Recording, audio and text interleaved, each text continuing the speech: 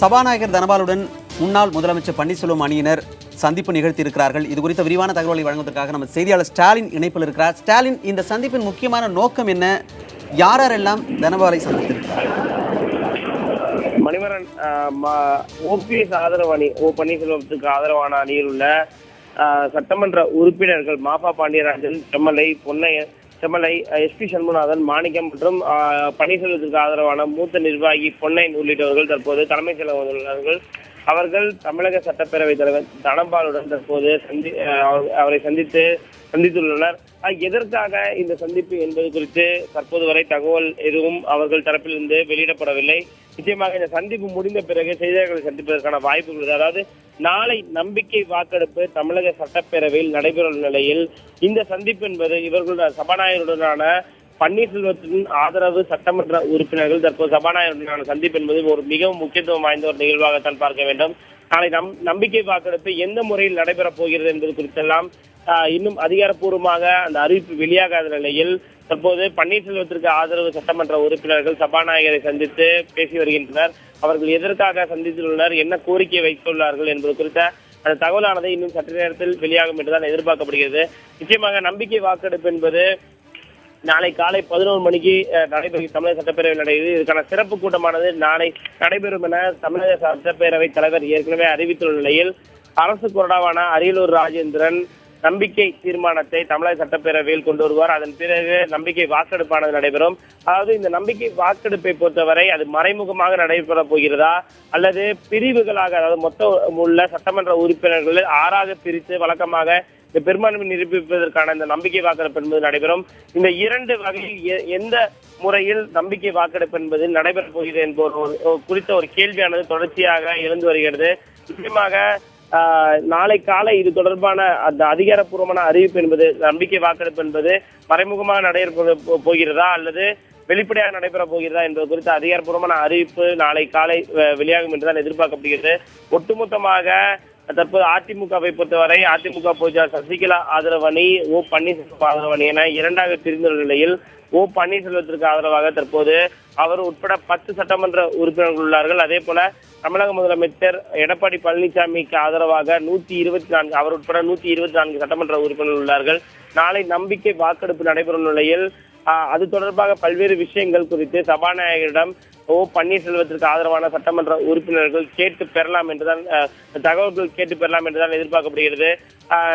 நாளை நடைபெறும் இந்த நம்பிக்கை வாக்கெடுப்பில் பங்கேற்பது தொடர்பாகவும் தங்களுக்கு தேவையான பாதுகாப்பு அளிப்பது தொடர்பாகவும் நிச்சயமாக சபாநாயகரை சந்தித்து அவர் முறையிடலாம் என்றுதான் எதிர்பார்க்கப்படுகிறது. மணிமாறா, ஸ்டாலின், சபாநாயகர் தனபால், முன்னாள் முதலமைச்சர் பன்னீர்செல்வம் தலைமையிலான அணியினர் இன்று சந்தித்திருக்கிறார்கள். இந்த சந்திப்பு எவ்வளவு நேரம் நீடிக்கிறது? அடுத்த கட்ட இவர்களுடைய நகர்வுகள் என்னவாக இருக்கும்? மணிமாறன், தற்போது இந்த சந்திப்பை பொறுத்தவரை பன்னீர்செல்வத்துக்கு ஆதரவான சட்டமன்ற உறுப்பினர்கள் மூத்த நிர்வாகி பொன்னையன் சபாநாயகரான சந்திப்பை பொறுத்தவரை தற்போது 10 நிமிடங்களுக்கு மேலாக நீடித்து வருகிறது. அடுத்த கட்டமாக தொடர்ச்சியாக பல்வேறு விஷயங்களில் தமிழக அரசியலில் அடுத்தடுத்த திருப்பங்களானது தொடர்ச்சியாக நிகழ்ந்து வருகிறது. குறிப்பாக அதாவது கடந்த சில நாட்களுக்கு முன்பு அவைத்தலைவர் மதுசூதனன் பன்னீர்செல்வத்திற்கு ஆதரவு தெரிவித்ததாக அவரை கட்சியிலிருந்து அதிமுக பொதுச்செயலாளர் சசிகலா நீக்கினார். தற்போது இந்த நிலையில் அவைத்தலைவருக்கே அதிகாரம் உள்ளது, தற்காலிக பொதுச்செயலாளருக்கு அதிகாரம் இல்லை என்று கூறி அவைத்தலைவரான மதுசூதரன், சசிகலா, தினகரன் மற்றும் வெங்கடேஷ் ஆகியோரை அதிரடியாக நீக்கியுள்ளார். இது போன்ற பல்வேறு விதமான திருப்பங்கள் சந்தித்து வரும் நிலையில் நாளை நம்பிக்கை வாக்கெடுப்பு என்பது சட்டப்பேரவையில் நடைபெறுகிறது. தற்போது வரை அதிமுக பொதுச் செயலாளர் சசிகலாவுக்கு ஆதரவான அந்த தமிழக முதலமைச்சர் எடப்பாடி பழனிசாமிக்கு ஆதரவான சட்டமன்ற உறுப்பினர்கள் அனைவருமே கூவத்தூரில் தங்க வைக்கப்பட்டுள்ளார்கள். அவர்கள் நாளை காலை நேரடியாக அனைத்து சட்டமன்ற உறுப்பினர்களும் ஒரு சேர ஒரே நேரத்தில் புறப்பட்டு தமிழக சட்டப்பேரவைக்கு வருவார்கள் என்று அமைச்சர் OS மணிவன் சற்று நேரத்திற்கு முன்பாக நம்முடைய செய்தியாளர் ராஜ்குமாருடன் தெரிவித்துள்ளார். அந்த அடிப்படையில் தொடர்ச்சியாக பல்வேறு விஷயங்களில் தொடர்ச்சியான அந்த மாற்றங்கள், அடுத்தடுத்த நிகழ்வுகள், அடுத்தடுத்த நடவடிக்கைகள் என்பது தொடர்ந்து கொண்டேதான் இருக்கிறது. தமிழக சட்டப்பேரவை சிறப்பு கூட்டத்திற்கான அந்த நம்பிக்கை வாக்கெடுப்புக்கான ஏற்பாடுகள் என்பது தொடர்ச்சியாக நடைபெற்று வரும் நிலையில் அதற்கான ஆலோசனை கூட இன்று சபாநாயகர் மற்றும் சட்டப்பேரவை செயலர் ஜமாலுதீன் ஆகியோர் இந்த ஆலோசனையில் ஈடுபட்டார்கள். இந்த நிலையில் பன்னீர்செல்வத்திற்கு ஆதரவான சட்டமன்ற உறுப்பினர்கள் தற்போது சபாநாயகரை சந்தித்து வருகிறார்கள். சந்திப்பானது நிச்சயமாக ஒரு 30 நிமிடங்களுக்கு வரை நீடிக்கும் என்று எதிர்பார்க்கப்படுகிறது. அதன் பிறகு மாஃபா பாண்டியராஜன் உட்பட பன்னீர்செல்வத்திற்கு ஆதரவான சட்டமன்ற உறுப்பினர்கள் செய்தியாளர்களை சந்திப்பதற்கான வாய்ப்பு உள்ளது. அந்த செய்தியாளர் சந்திப்பில் என்ன கோரிக்கைகள் சபாநாயகரிடம் வைக்கப்பட்டது, என்னென்ன விஷயங்கள் ஆலோசிக்கப்பட்டது என்பது குறித்தெல்லாம் அவர்கள் பேசுவார்கள் என்று எதிர்பார்க்கப்படுகிறது. மணிமாறன், ஸ்டாலின் சபாநாயகர் தனபாலுடன் இந்த சந்திப்பில் வேறு யாரெல்லாம் அங்கே இருக்கிறார்கள்? அரசு தரப்பில் யாரும் இருக்கிறார்களா? இந்த சந்திப்பு இன்னும் எவ்வளவு நேரம் நீடிக்கும்? மணிமாறன், அதாவது இந்த சந்திப்பை பொறுத்தவரை தனிப்பட்ட முறையில் அவர்கள் பன்னீர்செல்வத்திற்கு ஆதரவான சட்டமன்ற உறுப்பினர்கள் தற்போது சபாநாயகரை சந்தித்து வருகிறார்கள். அரசு தரப்பில் யாரும், அதாவது அரசு தரப்பில் என்றால் தமிழக முதலமைச்சர் பன்னீர்செல்வத்திற்கு ஆதரவான அணியை சேர்ந்தவர்களோ அல்லது அவர்களுக்கு ஆதரவாளர்களோ யாரும் இடம்பெற மாட்டார்கள்.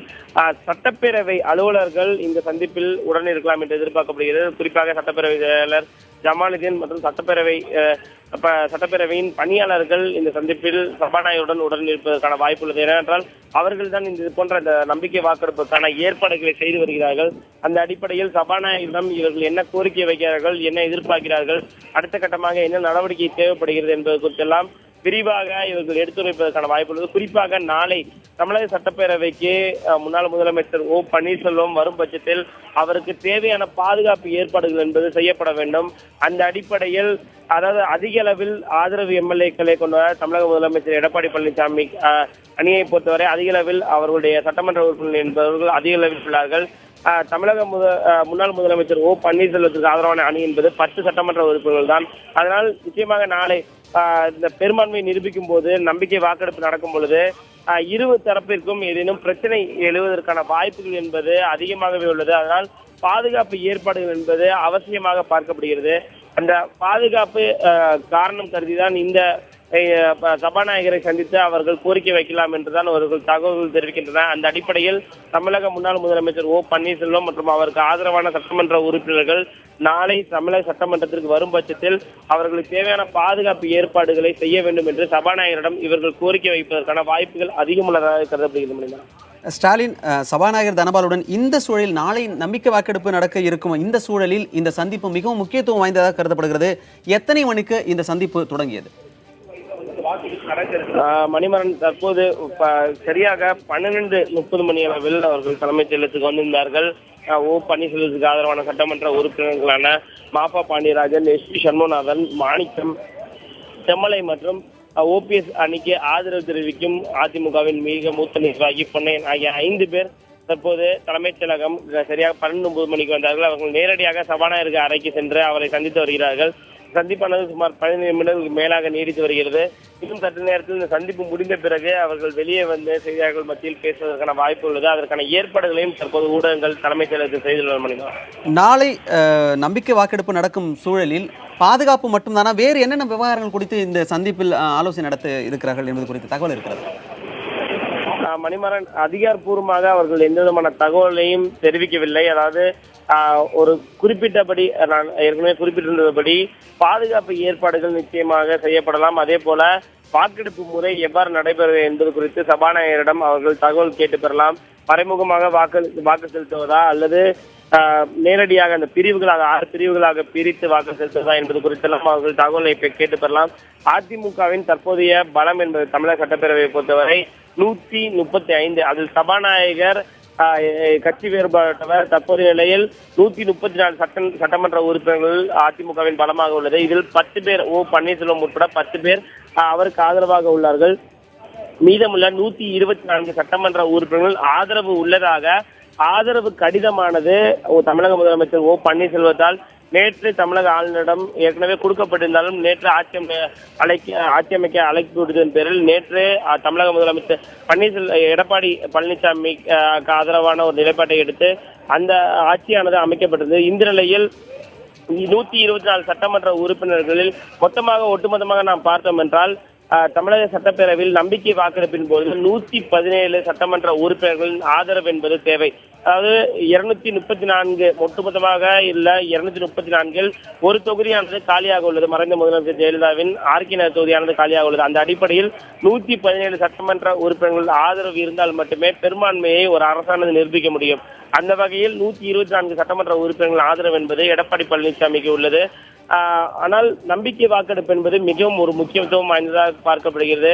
1988 தமிழகத்தில் நடந்த பிறகு மீண்டும் ஒரு நம்பிக்கை வாக்கெடுப்பை தமிழக சட்டப்பேரவை சந்திக்க இருக்கிறது.